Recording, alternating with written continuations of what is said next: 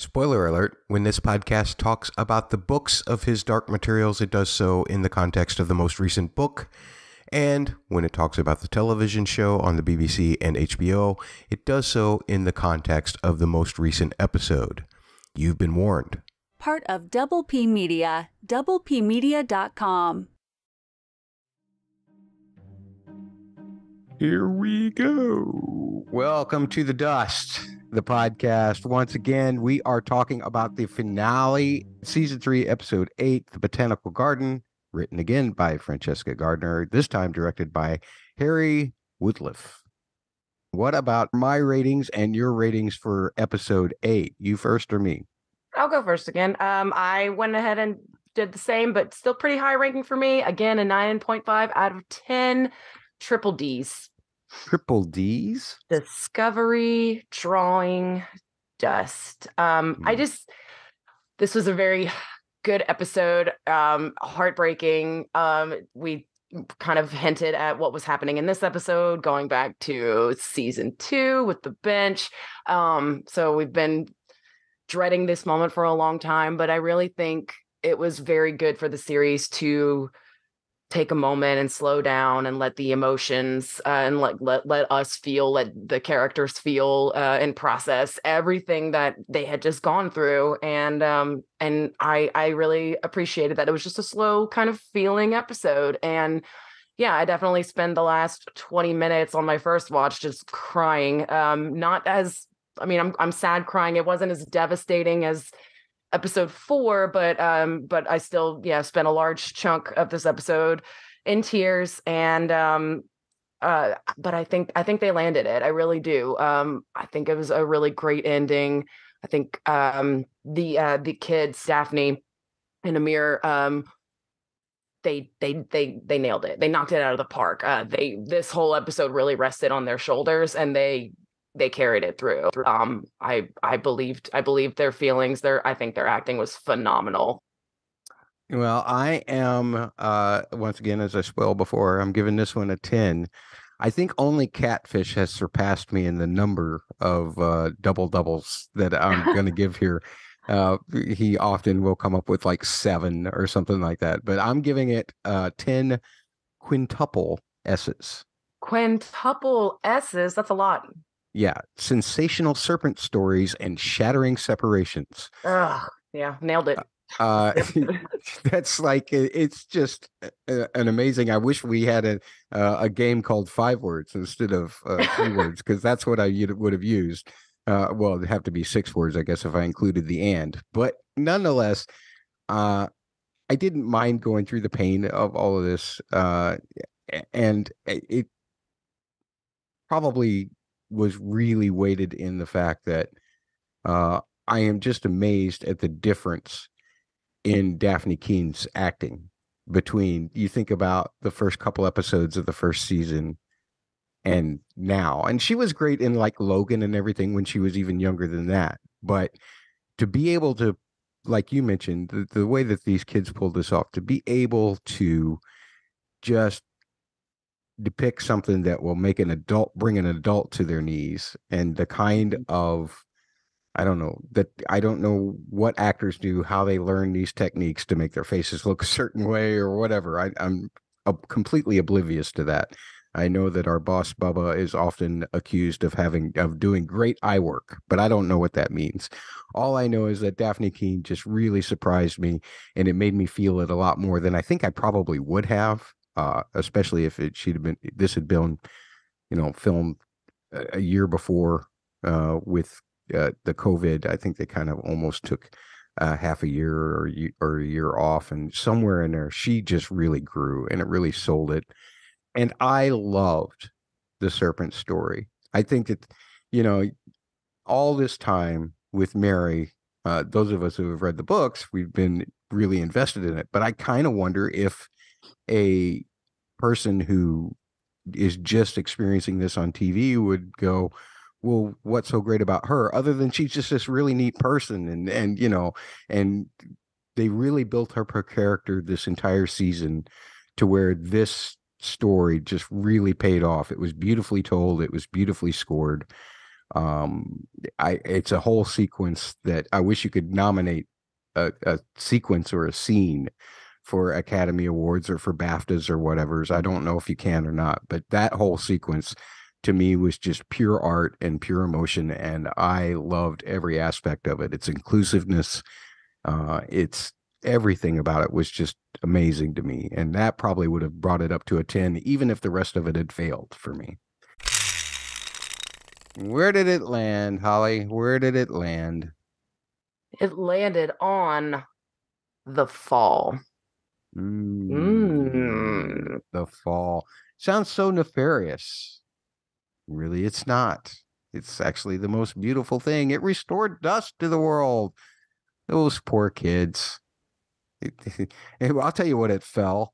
It fell their hearts down into their stomachs after they found out that it did, they couldn't be together. That's what it did. It was awful. It was cute to see their love finally being expressed. I loved the whole innocent kind of glancing at each other when they thought the other one wasn't looking throughout most of the episode, but then especially right there before the kiss, I thought that was fantastic. The love theme for Lauren that Lauren did is fantastic for them. It had been present through a lot, even in the prior episode. It had been at the end of the prior episode as well. But at any rate, any thoughts about the way the Garden of Eden was done, Holly? Yeah, it's just what a great world to like set this, like it's the most beautiful, like objectively beautiful world that we get to see. Does feel like a paradise. It does feel like a Garden of Eden, with these strange elephant creatures rolling around on seed pods.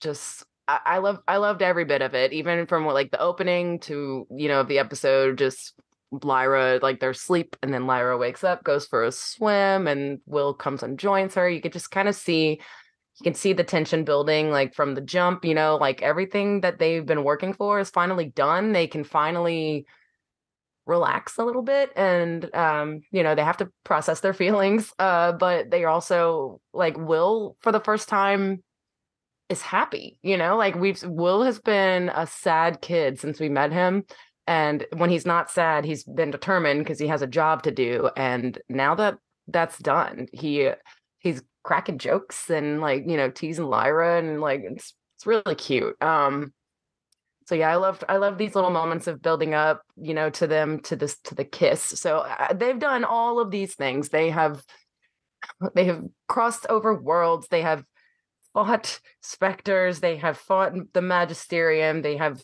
gone to the land of the dead, but it was none of that.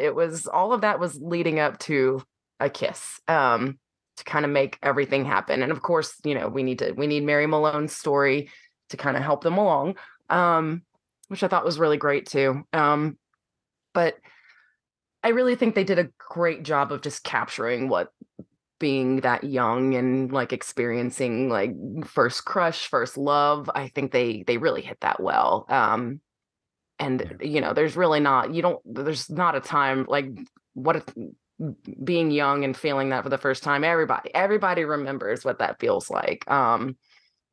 So yeah, I think they did a really great job of translating that to the screen. It didn't feel really weird. And even like, these are kind of considered young adult novels, but, and this is like a very young adult, coming of age moment, but it's still really beautiful to see and beautiful to read. And, it doesn't feel like it's not just for that audience, even though it's a a young audience trope and kind of directed towards them, but it does feel like it's for everybody. And even older folks like me can still relate to those feelings, and so for them to find this love and then have to experience the hurt immediately after, like, man, I think these kids, after all the stuff they went through and all the growing up they've done to get to this point, I think they grew up more in this short period of time they're here in this world before they have to go home than they did throughout the whole entire series.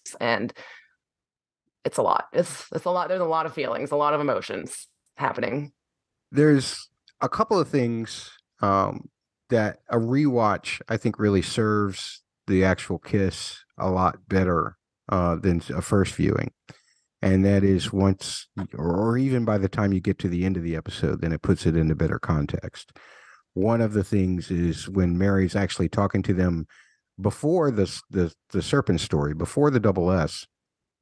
She talks about how Atal had told her that there needs, that the dust needs to be recreated, and it's because of creativity and all of these other things that help draw dust in. Mm-hmm. And she says a great discovery.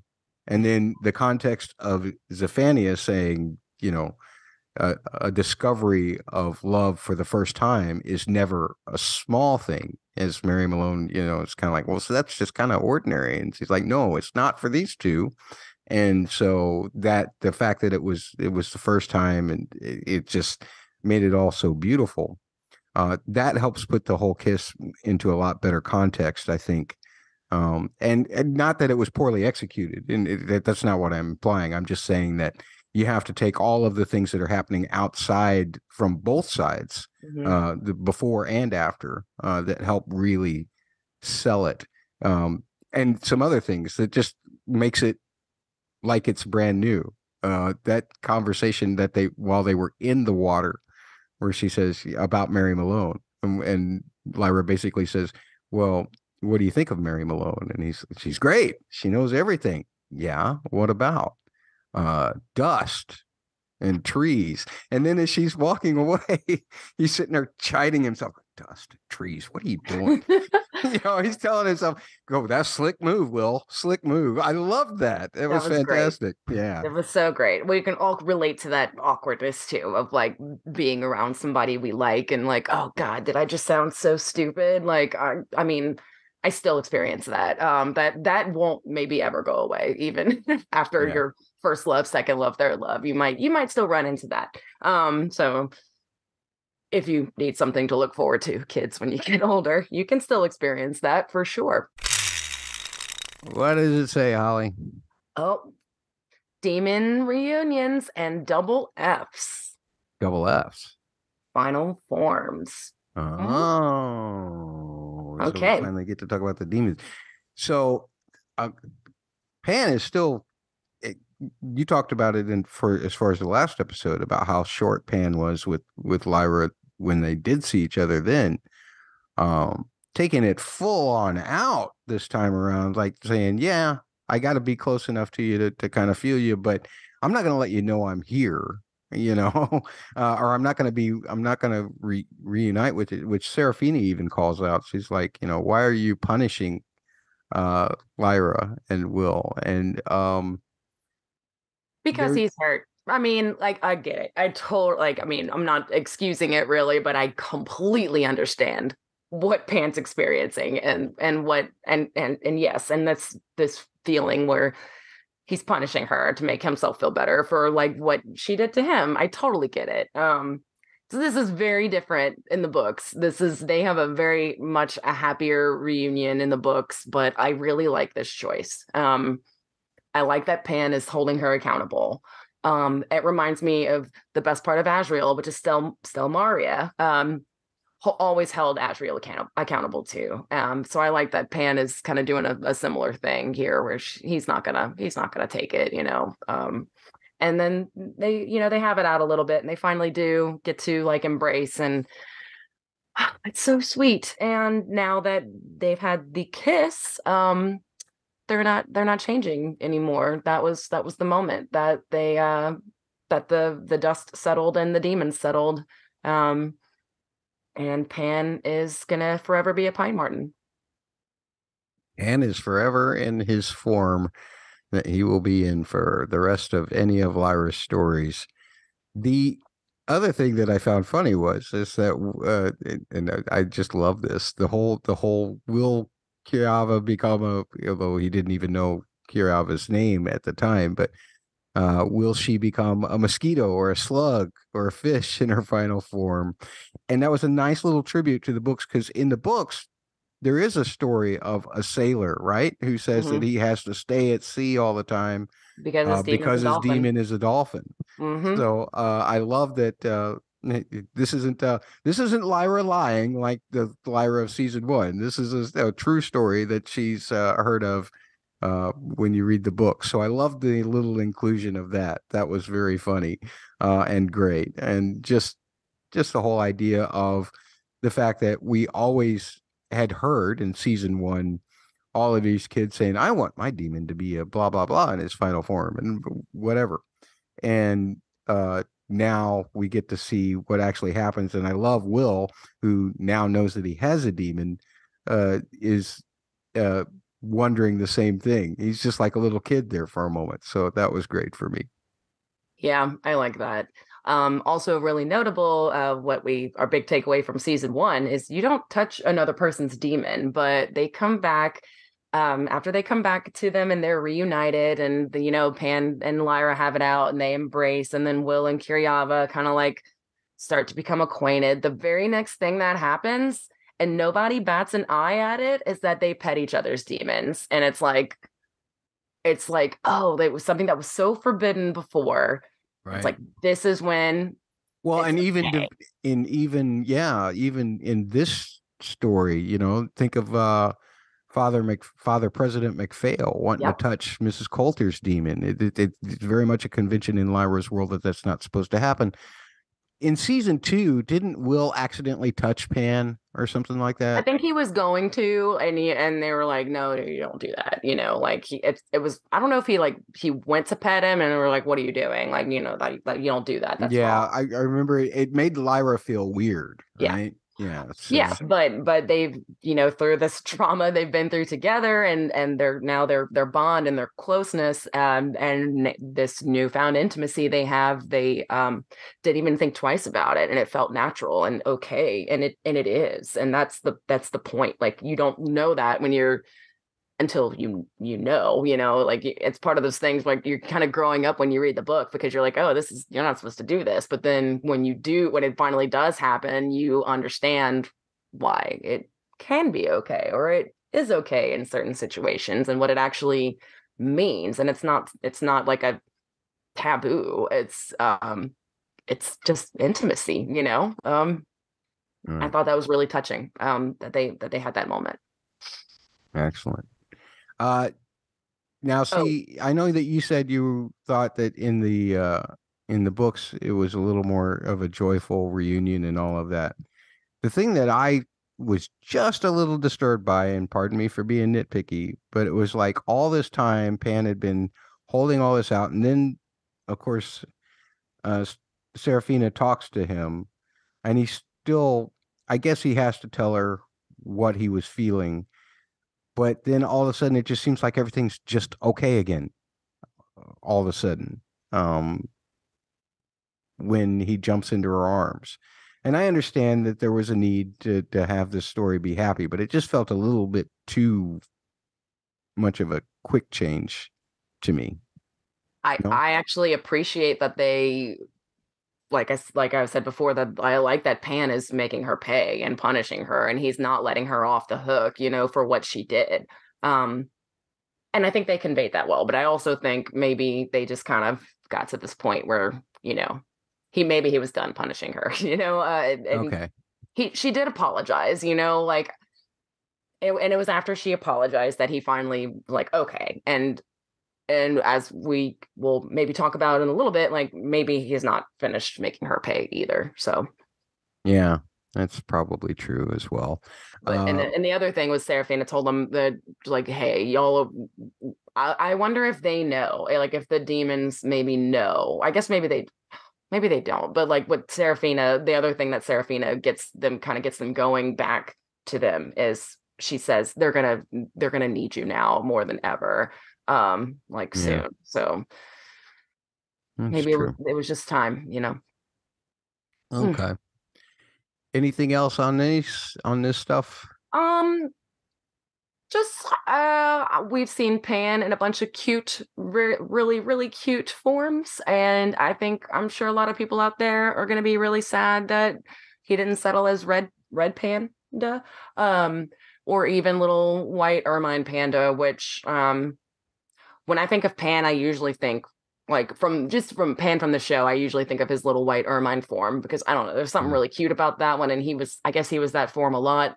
I like that we saw a lot more of the pine marten, and it's notable when they're leaving the shore. I don't think I said this when we were in episode 4, probably because I didn't want to draw too much attention to it, but when she's leaving him on the shore at the land of the dead, he is in his pine marten form, like, you know, at the edge of the dock, like reaching out to her. So I just thought it was interesting that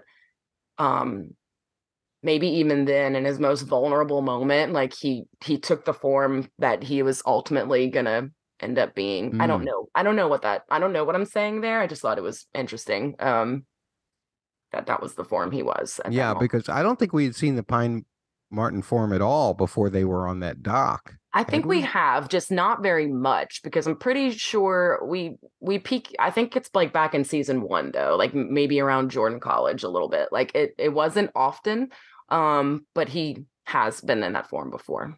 Okay, all right. Because it would have been weird for him to just suddenly take a form that we had never seen him in before either. That's true. Although I don't know if that would have been one of my nitpicks, even if it had been that way. But I actually like the pine marten form too. I think it's really cute, and I think it was effective in that scene from episode 4, watching him whimper and cry, stretched out, like trying to reach for her. That moment, I think that made that moment more emotional for me during that scene, because I knew he was in his form. It just kind of added to the sadness of it all for me. But I think it's really cute.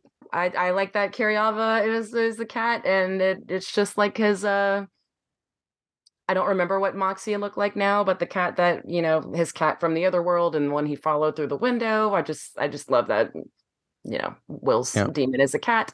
And I love that they don't talk about it much here either, but because they went through the land of the dead and they are separated, they can now be far from their demons like witches. They talk about it in the episode, that's right. So they're still whole, they can be far apart, not like regular people. They're kind of like witches with their demons. So I think it's really great that if Will has to be stuck in his own world without Lyra, he at least has his demon with him. But it's also not he's going to go off to become a surgeon. He would not be able to bring a cat into the operating room, but like thankfully they're separated, so she can just like take naps at home while he's doing surgery and not be any weirder, but she's still there to like come home and talk to at the end of the day. What's going to happen when somebody who is like 10 years younger than Will notices that he's had the same cat for 70 years when he gets old? He'll just say, I cloned it or something. They have that science now. I think people are cloning pets now, so you know. I don't like that. Yeah. I'm just saying he can make an excuse. Okay. Or he'll just have to move every 15 years or so. I was a surgeon in Chicago, and then I was a surgeon in India, and then I was a surgeon in Japan, and Doctors Without Borders, you know, who knows? Well, there you go. All right. That's good enough for me. This says the double S. Double S. Yeah, Serpent story. So for me, and one of the reasons why I put this on the wheel was because to me, this was one of the things that made the episode just perfect for me. I loved Lauren's score for this. I loved Simone Kirby's performance of it, both in what we were seeing and just in her telling of the story, was just so immaculate. I felt like I was in that story with her, and it was very cool to see the way that it was changed a little bit from the books and shown really to kind of give the meaning behind love, whereas all up until the time, even in the books, you kind of have this idea, if you're reading this as an adult, the serpent story, Adam and Eve, and kind of the whole kind of, I don't know, Christian way of looking at that story as being a source for Catholicism and any other type of Christianity kind of being a source of shame, and how this temptation by this serpent to this Adam and Eve is very much an introduction that flips that whole notion on its head, that this discovery of love is more important than anything else. I love that whole idea. So for me, this was the perfect moment in the episode. I know there's a lot of heartbreak moments in this episode, but this one was the one that actually moved me the most. What did you think about the way that it was interpreted, the way that it was conveyed, all of that stuff?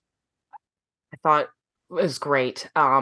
Such a small, like, she, even from Mary's perspective, such a small thing. Like, all she did was travel worlds and then tell a story in a different world, but she told the right story at the right time for these kids so they can kind of process and understand their feelings and their emotions. And it's such a simple story, but it does so much. And it also why Mary had kind of left being a nun was like something we haven't really dove deep into or didn't really understand the why. So we've kind of like get to complete the circle on that story, on the Mary Malone story, and like what, how she got here, where, from being a nun.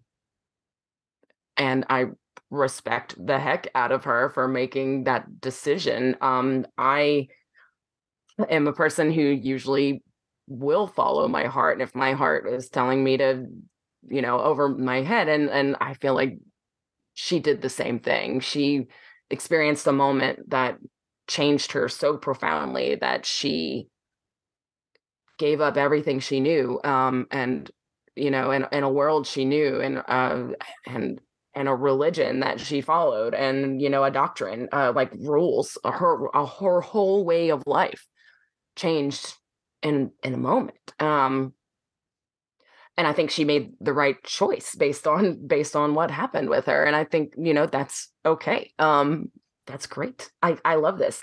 And as far as the story itself, there is a little bit of a change in the book. It's a man, it's not a woman, but I think that's another adaptive change that has only really updated this series, and made it more relevant. And it's weird because I didn't really see this story as I saw it, for what it was. Reading it, like, it's great. I saw all those messages then, and I understood it, and it's definitely shaped some of my beliefs today. But the way it was adapted, and even just the small subtle changes, it just makes it feel even more inclusive than it ever did, in ways I never would have thought about before. And I think that's great that this series can now reach even more people going through completely maybe different situations than what our heroes are going through, and be able to relate to it. And I think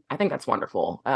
So even just a small change like that, changing, the man to the woman, being the one that tempted Mary out of her way of life, I think is great. Just the fact that it's this overall expression that it's not the act of kissing that creates the dust, it's the act of love. Right. And that is what I found so beautiful about them flipping the script on that. And so that really hit home for me, in terms of, it's like, cool. That's the one place I didn't expect anything to change. And it's the one place that really changed my whole view on the whole thing, in terms of, what draws the dust. It's the discovery of love. It's not the kiss. It's not whatever else that the Bible says, or it's not, the physical act itself. It's the, it's the emotion behind it, the discovery of the emotion behind it, I suppose. So I love that. Anything else on the double S? Oh, just beautiful Mary Malone. love her. She did great. Oh, the part just I shouted. She's kind of, before she tells the story, and she's kind of like teasing them a little bit, and Atal goes, "Tell them stories, Mary." I was like, I screamed. I was like, oh my God.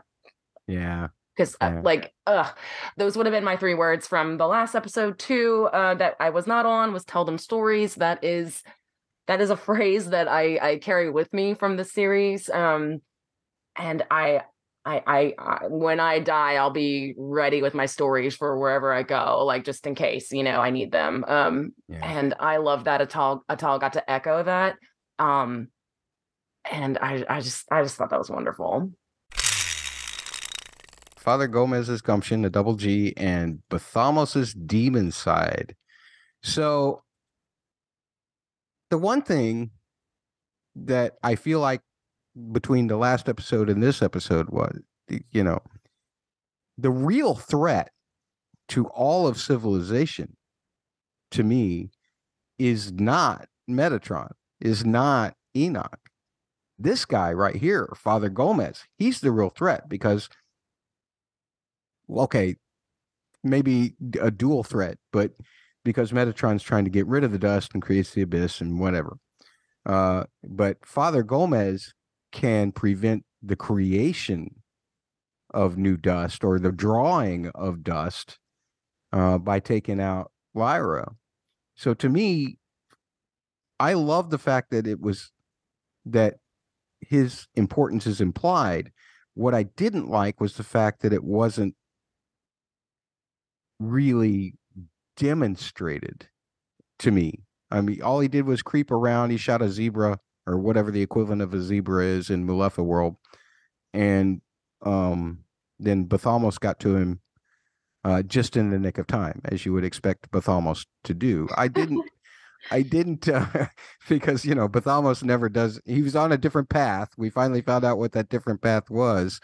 But nonetheless, it felt like the tragedy of everything that was happening to the kids by the end of all of this was enough of a menace, or got played as the bigger menace than the fact. And to the kids, they are, of course, because they're unaware of Father Gomez. But to me, Father Gomez was the last and probably potentially most dangerous baddie of the whole story. And it didn't feel like it came across that way to me. Yeah, for me either, but I always just chalk that up to I know he's not going to make it, so I'm not even like really worried about him like at all, even though he's, like non-book readers would be worried. So I didn't have a lot of thoughts about it, I guess, because I was just like, oh, whatever, he's just going to get got anyway, so he's not going to be successful, it's going to be okay. So I wasn't scared. So this is where I guess a non-book reader perspective would be really helpful to see how they interpreted it. And I don't have that right now. I don't have any of my non-book reader friends have not caught up on the show yet, so I don't know their perspective.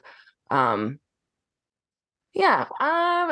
do like Balthamos coming back though, and doing the thing.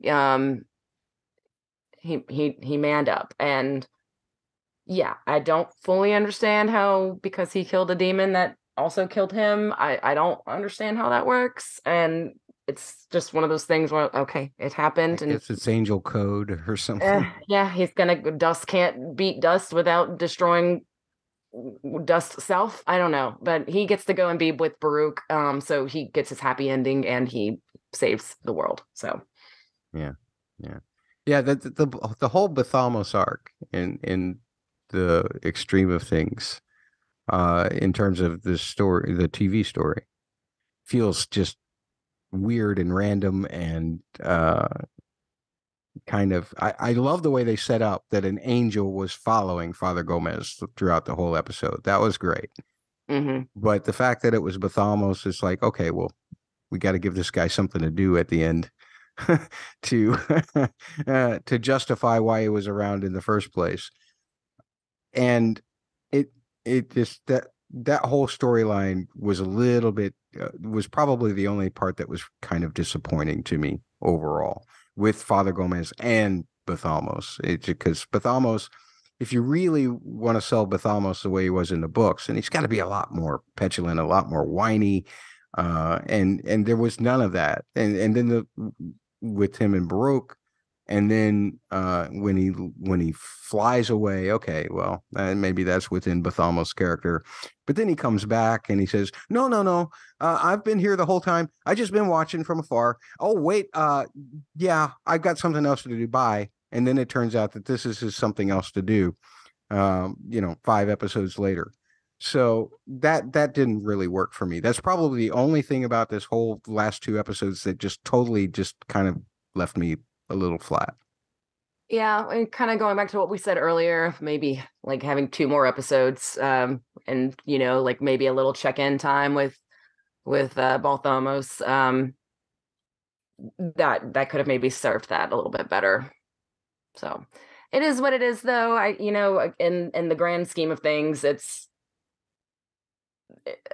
wasn't one of the things I was like looking forward to in this last episode. I was looking for all the feels and the hurt, and I got that. So in that way, it really wasn't much of a disappointment. But yeah, it is a little clunky. Yeah, I agree. And yeah, it's not that much. Obviously, I still gave it a 10. Of course, my lowest is a 7. So it's hard to take points away from me. Nonetheless, it was the one little kind of dull spot in an otherwise very shiny couple of episodes for me. Yeah. So for somebody who gave these perfect scores, I've complained a lot. I'll try not to do so. Let's spin the wheel. Oh, the triple M. The triple M. Marvelous Mary Malone. Oh, okay. Marvelous Mary Malone. We've already talked about her a lot, but there's just a couple other things to mention, like, her goodbye with the Malefa and getting the thanks from Zephania, getting to see her demon at the end, being there for Will to get back, to his mom. Mm-hmm. All of these wonderful qualities about Mary Malone that she's always had. You think about the hug with Lyra when Lyra and Will first when I guess it's Atal that brings Lyra and Will to Mary. Just all of those things just demonstrate what a great character Mary Malone is. And of course, we've already talked about the story that she tells. But I loved everything that Simone Kirby did with this. I love the way that Lauren used her theme so creatively this season. There was so much cool stuff about Mary, and I just wanted to make sure that those got listed. I don't know how you feel about any of those things or how you feel about Mary in general. You may have already discussed that, but if you have anything else to add about Mary Malone, please feel free. Yeah. Man, I love this show. This show has the best women characters, Mary Malone being one, Mrs. Coulter being another, and then you got Serafina Peccolo. Like, it's so many just badass women in their own special way. They're all completely different from each other, but they're also awesome. And Mary is no exception at all. Yeah, like I was back to with just a couple more episodes. I could have done 6 hours of just Mary Malone with the Mulefa.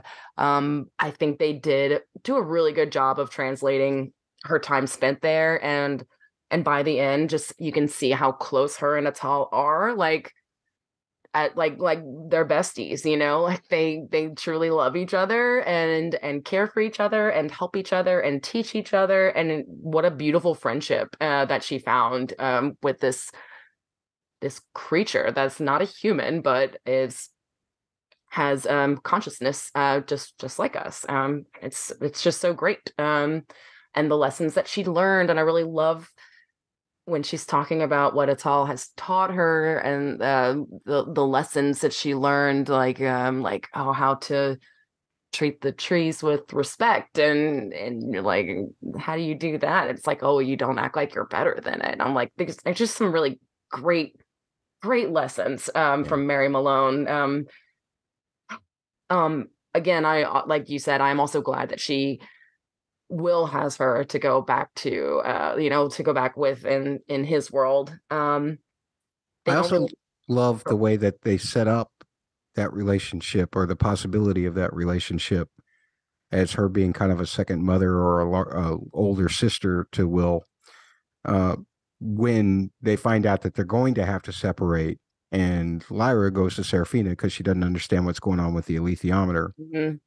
But the advice that she gives, the advice that Mary gives Will, when they're talking about, the greater thing is to live for love, not to die Yeah. for love. All kinds of philosophical lessons from Mary Malone.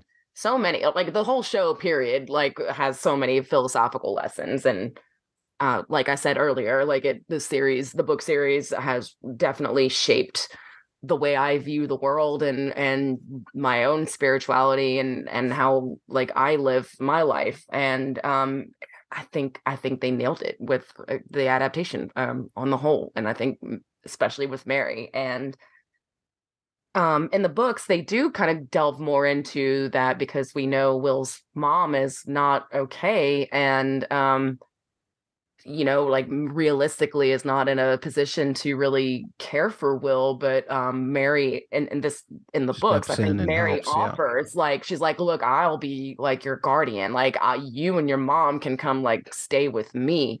And it's really nice that Will has her, that like somebody in his world that he can talk to about what he experienced and understands like what he went through, and they have that bond because they went through some similar things together. And then Lyra is just a lot more alone because everybody that was, I mean, we have Yorick, but like other than that, we don't see a lot. Another difference from the book that we don't get in the show is at the end they had to do, when they're trying to get back to their world, they had to do a lot more traveling, and they get on a boat to go where they need to go to cut through to the world's in the right place. And on the boat is Ma Costa and Fardacorum and the Egyptian, like the Egyptians come bring their boats to like get them where they need to go. And I kind of wish we would have gotten that a little bit too. It maybe have been weird after 2 seasons of not seeing them to bring them back. Again, if maybe with 2 episodes, we could have like worked our way there a little bit more, but I digress. Kind of jumping to the end here, but like I felt more sad for Lyra because she had a lot less of those people in her life left after returning home than Will does. I mean, Serafina, she's got Serafina, she's got Yorick, but like they, are doing their own things in their own parts of the world, and they're busy, they're not like other humans like Lyra. So I'm happy for Will, but it just makes me sad for Lyra that she doesn't have like a Fardacorum or a Malacosta to kind of lean on and be there for her since both of her parents are gone. I did love her seeing her demon. Yes, me too.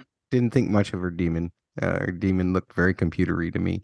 But yeah, he looked very demon-y. Like when they in the books and they say you can tell the difference between a demon and an animal, like this was the first time in the show really telegraphed that, like, yeah, that is a demon and not like an actual bird.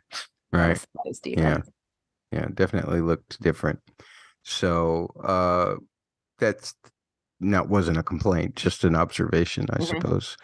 And the fact that she can do that in that way, I just think about the way that she was able to talk to Zephania for the first time. That's cool. I don't think that would work for me, and if I did, I probably wouldn't like what my demon looked like anyway. So it'd probably be a gnarled up bat. What would your demon be again? Oh, I don't know. I don't know if I've ever said. No. I think a bat would be cool though. I would take a bat. You would like a bat? I would take a rat. You would take anything. You're just an animal lover. This is true. Yeah. All right. Let's spin the wheel. Oh, Serafina's shattering separation statements. That was a quadruple S.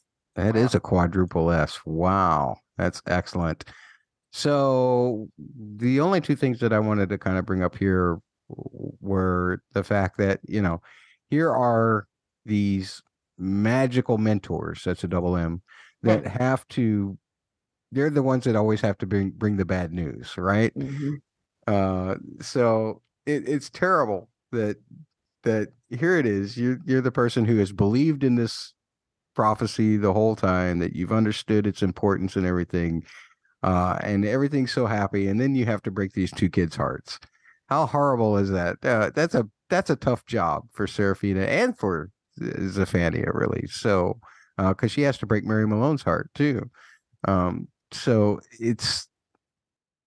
that's tough. I did like Serafina's mission with the demons, that they placed an emphasis on the fact that I guess she's a witch and able to go between worlds, and is able to send her demon far away so that they find, so that is it Kaisa?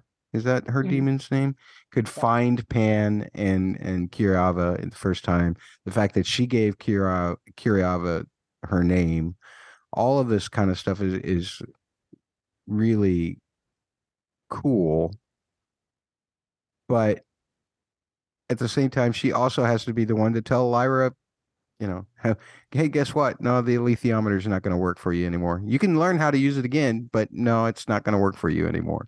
Poor Serafina's got a crappy job. I'd say the other word, but I can't on this podcast.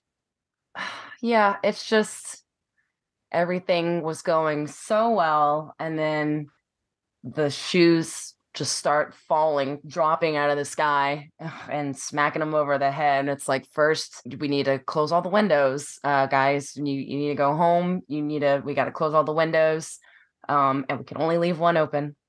And this is like Serafina and Zephania, I guess, doing different statements. So it's kind of, I think in the book it was just Serafina the whole time. But I'm glad that they included Zephania in here too. So yeah, first we got to close all the windows, guys. I was like, okay, well, all right, well, no, it's like, okay, well, that's fine. We'll just like, choose one world. I'll stay in your world and you stay in my world. And Will's like, wait, no, we can't do that either. And then it's like, well, like, have the knife. And then it's like, no, but this is what happens every time you use it. And it's like, well, shh. I'll say it. Well, shh. This sucks. We love each other. We just found each other. We discovered our love for each other. And now we cannot be together at all. Yeah. So heartbreaking. Very heartbreaking. It's I guess the whole bit with Serafina pledging to be her sister, to Mary Malone, to be Lyra's sister. I don't know how much that comes to play in future stories or what have you, or if it's even part of the original story. I can't remember, so I can't comment too much on that. But it makes me feel like that if Serafina can kind of be there for Lyra, although in the very ending shot, we see her before the bench stuff. We see her walking alone. So I guess Serafina's already left her to do something else. So what kind of a pledge is it to be a sister forever to somebody who's lost somebody? That's the only problem that I have with Serafina. It's like within a space of 30 seconds, it feels like that she's said one thing and then done the other. She is the queen of her clan. She might have, she's been off in other worlds. Got some pressing matters, yeah. Yeah, she might need to go check on her Lake Inara people and see if everything's okay up there. And, I think it was the angels that were closing the windows. Never mind. Yeah. Yeah. So that's the other thing that I don't understand about the window closing. Okay, so Zephania says we got to do this, but isn't the one thing we saw this abyss actually bring Sergei, just drop Sergei? Sergei was flying over it, and then all of a sudden, wham! It's falling into it. So isn't the abyss kind of the big dust? How are they going to close that window? I think the angels can and do. I don't know how, but again, and they can't close any windows until Will breaks the knife anyway. So I guess once the knife is broken, they're able to seal that somehow with their angel powers. Yeah. I don't know.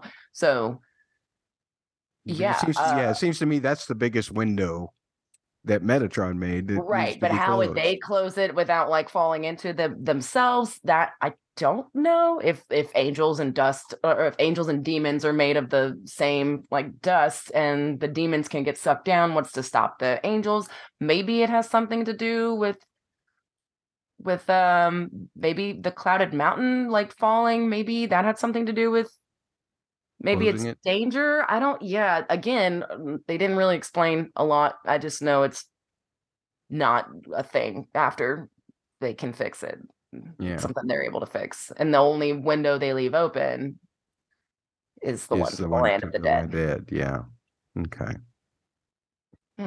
So do we want to just go ahead and just throw this on the wheel real quick and spin it? Yeah. The whole ending bench sequence. Yep. I can't imagine being that young, experiencing that those love feelings for the first time, and then having to separate. That's different than like a heartbreak. It's not the same as getting your heart broken. Like, it's not like, oh, they fell in love and then one broke up with the other, and then you have like one devastated person in love and like a young relationship. It's not that at all. It's like, oh, you guys found each other and you love each other with your whole hearts, and you cannot see each other ever again. It is very much like that episode of Doctor Who with with David Tennant and Billie Piper as Rose, and like their goodbye when they have to separate and go into different universes, and it's just, oh, it's crushing. It's so hard. I just feel for them so badly. And oh my God, Lyra's speech about when they die, how they're gonna wait for each other, and every one of my atoms is gonna, oh, that whole part with the atoms, I was just like, Jesus Christ, these kids feel this love so hard. Oh man, it's heartbreaking. So heartbreaking. Yeah, we should talk about that for just a second too, because that whole bit about them pledging to basically live their lives. It's kind of broken up in between the bench stuff and that scene, but basically live their lives to not compare anybody that they happen to like or whatever, but to always be for each other there at the bench. And then once they get to the land of the dead, they'll tell their stories and they'll come out and they will drift searching for each other until they're so wrapped up so tight that, every sunbeam that is taken from one of them, it's taking both of them, that the two of them will make something together. All of that was really beautiful. A lot of that speech was from the book itself, right? A lot of that was actually in the text. So it was very good of them to include that for certain. The thing that got me more than, I guess, any other moment was Will actually breaking the knife, which seems weird that, with all of the emotional, the kissing through the window, all the sad goodbyes, all those horrible speeches and everything, but just those little flashbacks of prior seasons, he's remembering what he knows about her in that hat that was or at the movie theater eating popcorn, all of those things. It just, that broke my heart, and then the knife shattering and he's just staring at it for a second. And then the score moment that really broke my heart was Lyra walking through the Jordan College / Oxford of her world, and that theme that had always been her adventure theme being played so slowly and so sadly, and the way that it ends actually with a major chord. It's never ended with a major chord before, and it kind of went into this whole major coda thing that they went into then, but it just felt so draining emotionally, and not in a bad way, just I just felt exhausted by it. So that really got me. It was really well done. If their intention was to take your heart out, slam it on the desk, and then drag it through the dirt, they managed to do that for me. So the whole bench stuff, them reaching out over the years, and you see the changes of clothes and them aging slightly by a couple years, I guess is what it looks like. I don't guess they could go too far with that without making it weird. But it all really worked for me. Any other thoughts about Will and Lyra and any of this stuff?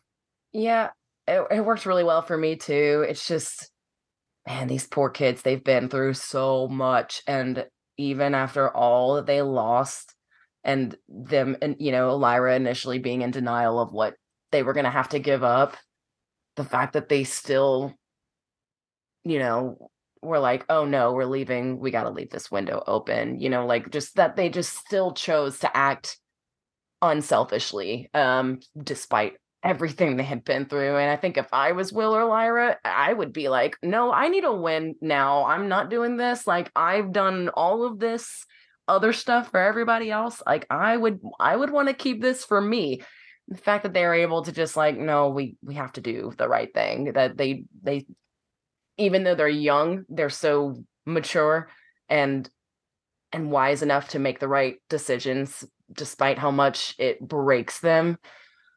It's really beautiful. And wow, yeah, they've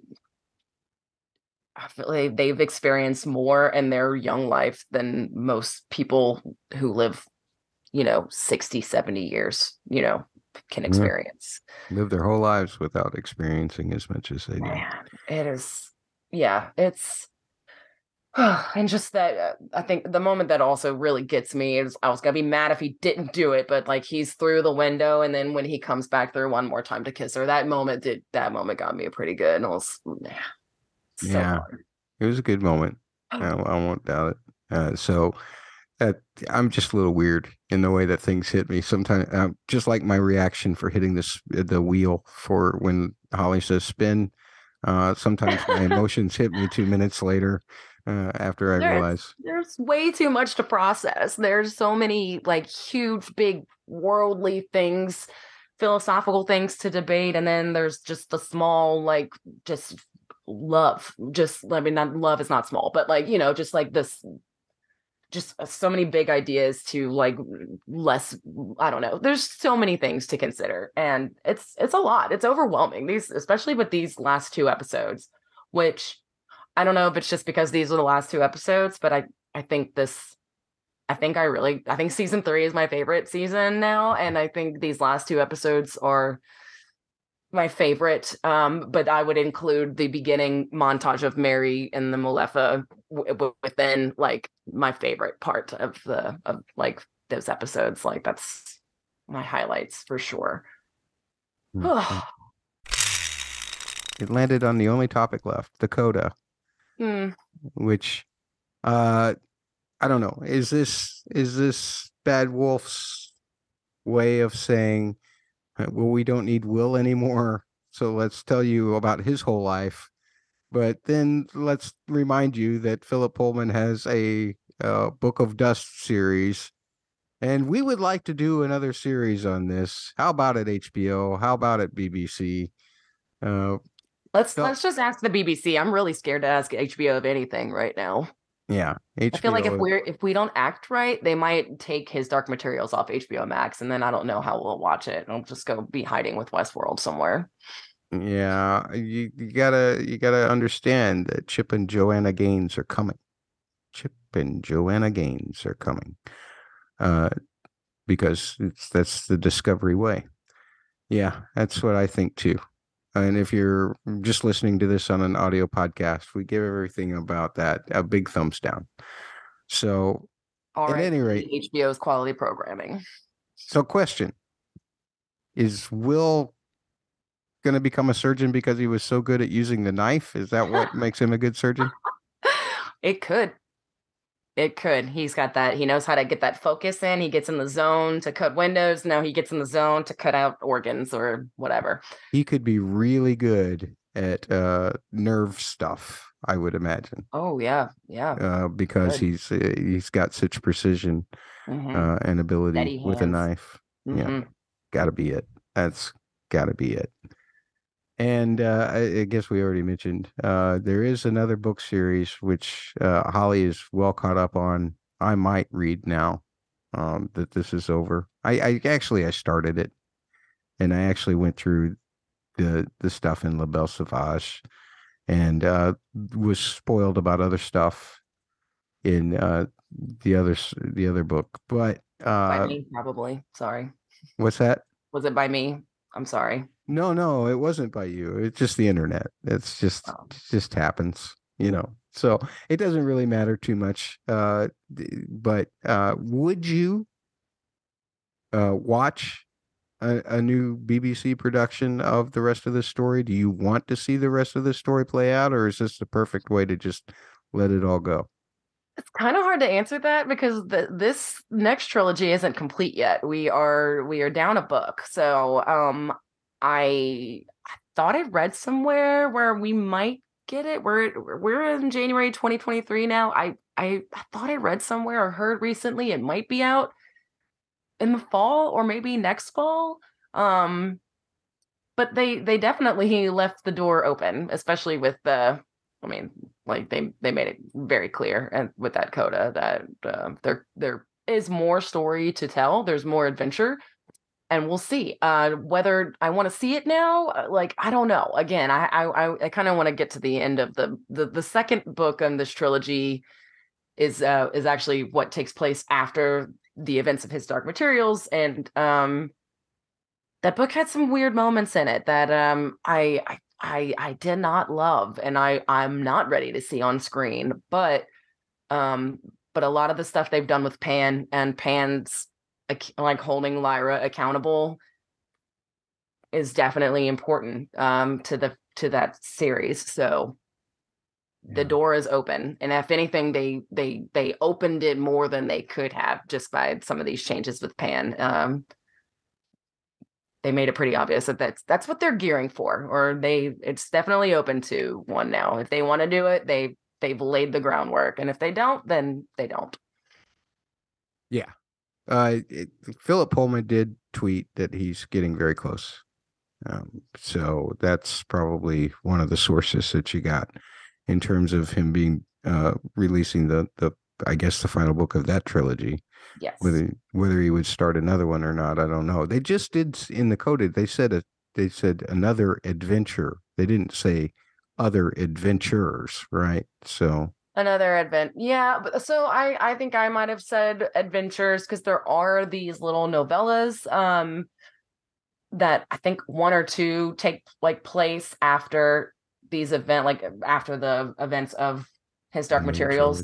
Yeah. And it's like while Lyra is in school. So like I think there's at least two that I'm aware of. It's been a while since I've read them too. I don't think those would make the best television stories, but it is material they have to go on there, so we'll see. We'll see. Right. What is more interesting is that the first book in the next trilogy, the first book takes place when Lyra is a baby. So right. And they telegraph that a little bit in the very first episode of His Dark Materials with this great flood and Lyra being brought to the school. Like that is like the events of the book or everything that leads up to that moment. So it would be, but that also introduces some characters who other characters that come up in the second book are related to, so it would be weird to jump straight into this, like the material that takes place after His Dark Materials without touching on the first book in the trilogy. So it's some weird, interesting time jumps. But it's I think it's really great. I love La Belle Sauvage. The Secret Commonwealth is interesting. I actually don't really know what I think about that book. I've read it a couple of times now, and it's a lot different than what I thought it would be. I think I know what it's trying to say, and I think I like it, but I also am unsure until I see and read more. Yeah, how it plays off. Yep. Yeah. All right. Anything else on any of this? I'm just overall really happy with that they were able to complete this adaptation, and it felt right for me. I don't think that's the case with some people, but I loved it. It hit all the spots for me that it needed to hit, and I cried. I was emotional, a mess, and therefore it was effective. Great job, everybody involved in making this series. Oi, can we get the feedback out of the monitors, please? So I did polls based on last week's. You'll notice that we didn't do any what's worse questions this week. That's because I'm not going to put out a poll for you guys to answer that we can't report on, because I love reporting when I'm winning. I even love reporting when I'm losing. So that in this case, none of these polls were losers or winners. I just posed the question. I did pose one poll, which I found very odd, because Elon Musk's wonderful Twitter company decided to mark this as sensitive comment or sensitive content. So you had to express that you were willing to look at this poll before you could vote on it, which I don't understand this. Holly, let me ask you, is this sensitive comment or content? And let's see, how many times did Lauren Balfe's music for Series 3 make you either cry or fist pump? That seemed like a sensitive content poll. I feel like for some reason the only word in here that might be maybe sensitive is fist, if taken out of taken in a different context. Or maybe Lauren Balfe's score is just so triggering. Maybe that's why they marked it as sensitive content. Anyway, I didn't understand it, but we did get 1,200 votes on the 100 Twitter, if you know what I mean. And that means that almost like 8 out of 12 of you said that you fist pumped or cried more than 10 times to Lauren Balfe's score. And that was over the course of the whole series 3. So I had probably 25 to be perfectly honest. This poll tracks for me too, these results. Yeah. So 66.6% of you. I asked 2 what's worse questions in our last podcast episodes 5 and 6, which we couldn't argue, but I just put them out there for you. What's worse, having to forgive your demons for forgiveness, or having to ask your demons for forgiveness, or having to choose a good name for a harpy? Asking for forgiveness, 72.7% out of 2,200 votes on the 100 Twitter poll. And that's almost like 15 out of 22 of you, if you know what I mean, voted for asking for forgiveness. Finally, this poll, let's see, for season 3, episode 5, No Way Out, what's worse, being trapped in an everlasting prison or having to share true stories about yourself to complete strangers? And Trapped won 2,800 votes on the 100 Twitter. So it's almost like 18 out of 28 of you voted for being trapped, 64.3%. We got this from @BirdNut95 as a general feedback response. Cassidy says, this was my favorite episode of the entire show, and also one that was hardest to watch because I was crying the whole time. Daphne and Amir had pitch perfect performances. Lauren brought out all the stops with the score, and the window closed on one of my favorite shows ever with a crying emoji. Also, thanks for your wonderful insights, Matt. Hearing you talk about the music of His Dark Materials makes me want to learn more about music theory. Also, I'm really hoping Lauren eventually releases his music for season 3 as one big album, maybe even in CD form as well. So I want to comment on just a little bit. I already tweeted back to Cassidy about this, but for you listeners, actually, you're getting more bang for your buck when they do, and it's great. Disney started doing this first, I believe, where they would release a mini album for each episode. And you get more bang for your buck that way, simply because you're getting specific moments for those, and you're getting a certain number of cuts for each episode. And when you add all of that up, you're actually getting more music than if they just have to pick and choose and put it all together in one album. Because typically you only get 30 to 35 cuts on a single album, and here you get well over 60. So that's one of the reasons why I'm actually in favor. Plus, it gives consumers more choices with which to buy MP3s, which ultimately makes artists and well, even distributors, which I don't care so much for, but it makes the artists more money that way too. So that's why I'm kind of pro the even though they coupled 2 episodes together this time around, you still got nearly twice as much music as you would have gotten with a single album. Moving on to these comments from Candid59, who again we couldn't include in our contest because she had tweeted these in too late, but said, cannot wait to listen to At Dust Podcast analysis on the why Lyra Will love theme makes me want to simultaneously soar in triumph and weep big, fat, bitter tears. Yes, that's the trick of using major and minor chords. And I tried to explain that as best. And then Candid evidently listened to me and quoted me and chided me for saying this. Note that the last chord, blah, blah, blah, is not the root. It's not the home key. That's because this is an incomplete love. It can never be finished until they come back from the land of the dead and become every single atom with each other. And then he said, now, Matt, why would you say that? And my response was, to make you cry. To make you cry just as hard as I cried when I realized this as to why that music is that way.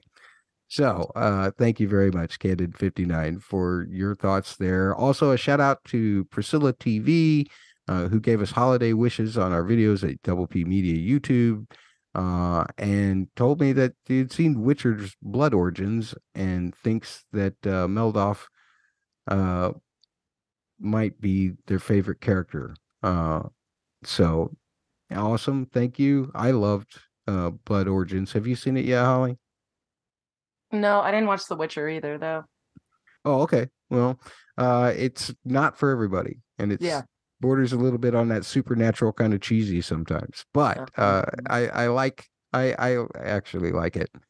And also, Priscilla wanted to add that the word manalysis does not exist. You tell that to Catfish, ma'am. That it does. Matt's musical manalysis.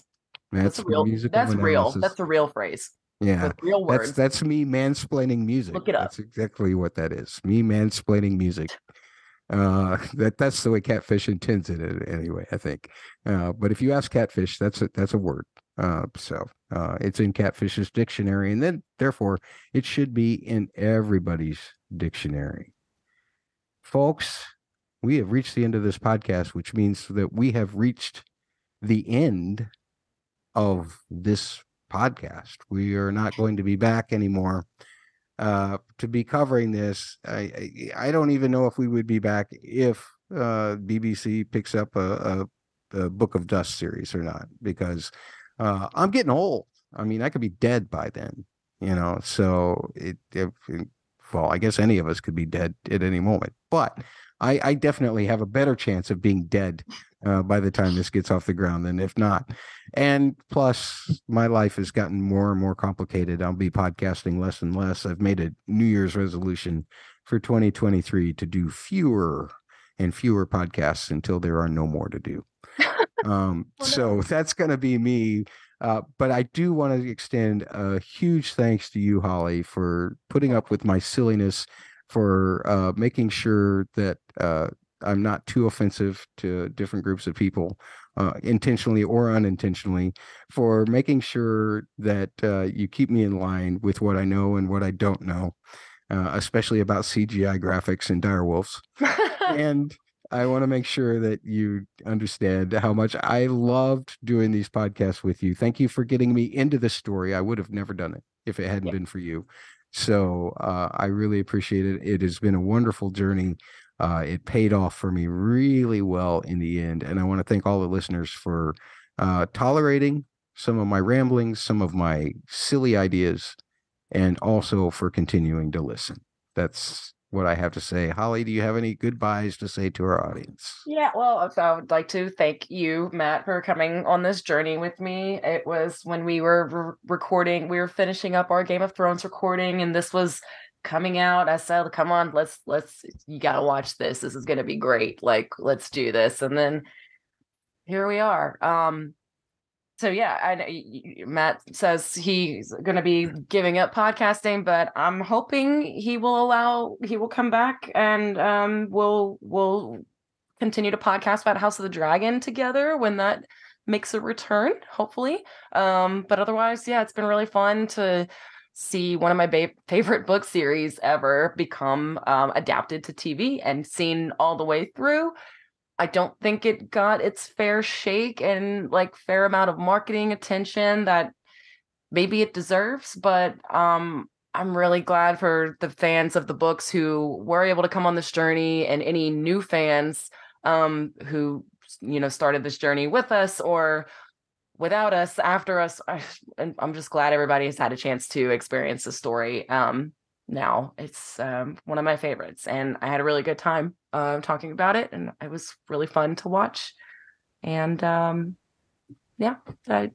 thanks everybody for listening and to me ramble, and thank Matt for being a wonderful podcast host and editor, so he can get all of my nonsense edited out of the podcast for better listening for you guys. Not this time, baby. Resolution. Less podcasting means less editing. You're done. Folks, thanks for listening. We really appreciate you. Thank you so much. Stay in touch with us. We would really appreciate that as well. She is at Hunt Pants on Twitter while it still exists. Are you on Hive as well that way? Yeah, I'm not. I like signed up for it because I had a moment where I thought Twitter was like going down fast. So I just like found something. So I haven't actually logged back in. All right. And you can find me also at Musical Concepts. Take care, everyone. Thanks again for being with us. Bye-bye.